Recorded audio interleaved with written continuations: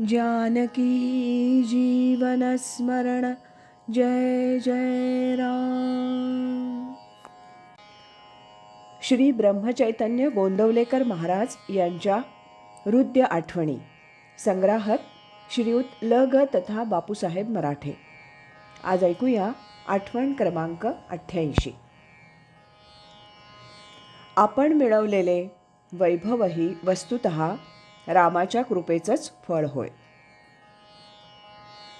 एक नवरा बायको श्री महाराजांच्या दर्शनास आले। नवरा म्हणाला, महाराज, माझं बस्तान चांगलं बसलं असून माझी मासिक प्राप्ती उत्तम आहे। श्री महाराज त्याला म्हणाले, आपल्याला जे मिळतं ते रामाच्या इच्छेनं मिळतं।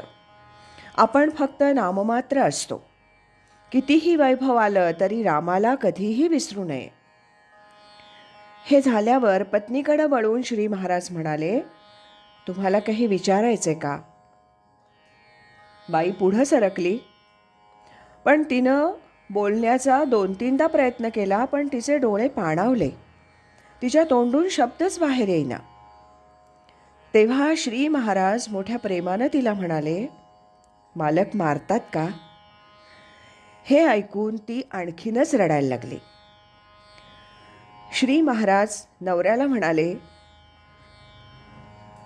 तुझ्या पैशाची उन्नती तुझ्या कर्तबगारीची नसून या मुलीच्या पायगुणामुळं आहे। ही लक्ष्मी म्हणूनच तुझ्या घरी आलेली आहे, हे कायमचं लक्षात ठेव। इतःपर हिच्या अंगास हात लावल्यास तुझ्यावर लक्ष्मीची अवकृपा होईल। ती जर झाली तर तुझं सर्व वैभव ओसरून जाईल। तशी दुस्थिती प्राप्त झाल्यावर मग मात्र माझ्याकडे रडत येऊ नकोस।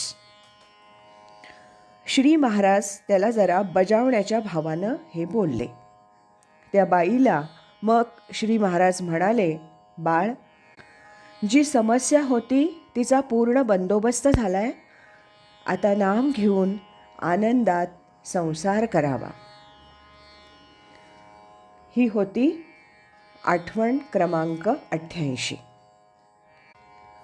सद्गुरु श्री ब्रह्मचैतन्य गोंदवलेकर महाराज की जय।